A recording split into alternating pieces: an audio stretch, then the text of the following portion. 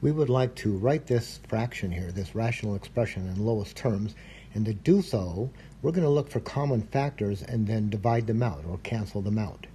So to look for common factors, we need to factor. So let's factor the top. Let's write our parentheses, anticipating we can do this.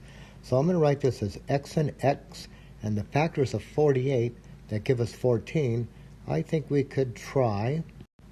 Let's go with a 6 and an 8. Now the 48 is positive, so these are both going to be negative. And let's do the denominator here. We'll factor that also. We'll write x and x. And for the 24, let's use a 6 and a 4. And we got a negative 2 here. The 24 is negative, so the 6 and 4 are going to have opposite signs. Because that's negative, I'm going to make this a negative 6 and a plus 4.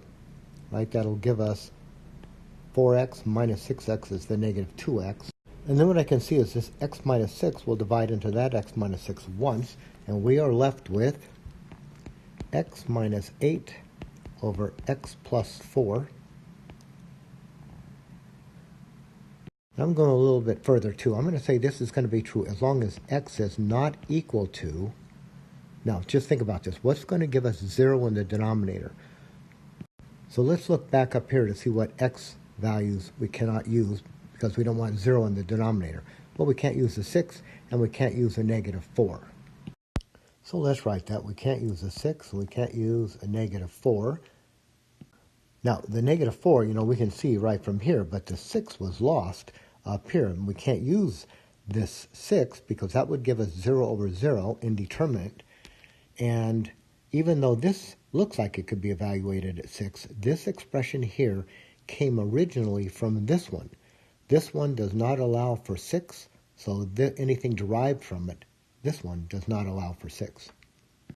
So number 2, we want to write this one in lowest terms also. So let's see what we can do about factoring. Let's write our parentheses in the numerator, anticipating we can do this. So to get that 9x squared, let's go with a 3x and a 3x. I mean, we could try 9 and 1, but I'm going to go with the pair that's closest together, the 3 and the 3. And now for this 10, we could try 10 and 1 or 5 and 2. I'll try the 5 and 2 just because they're the pair closest together. And because both these are 3s, it doesn't matter where we put the 5 and the 2. So let's put the 5 over here maybe and the 2 over here.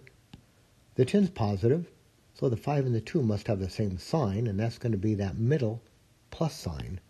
So let's write 3x plus 5, 3x plus 2 for the top.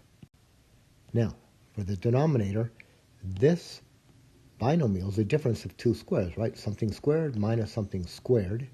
So we know that difference of two squares factors as conjugate. So square root each one, or just unsquare 3x, 3x, 2 and 2, make 1 plus and 1 minus. And now we can see that this 3x plus 2 on the top is going to cancel with that one on the bottom, and that's going to leave us with this 3x plus 5. Right now, really, what it is 3x plus 5 times 1. When you draw that cancellation line, you get a 1. So 3x plus 5 times 1 is 3x plus 5 over 1 times 3x minus 2, which is 3x minus 2. There we go. And again, let's say this. Let's put this restriction on it. X cannot equal what? Well, from this expression over here, x cannot equal, right, negative, change the sign, divide by the coefficient, negative 2 over 3. And from here, positive 2 over 3. So we're going to get negative 2/3, positive 2/3.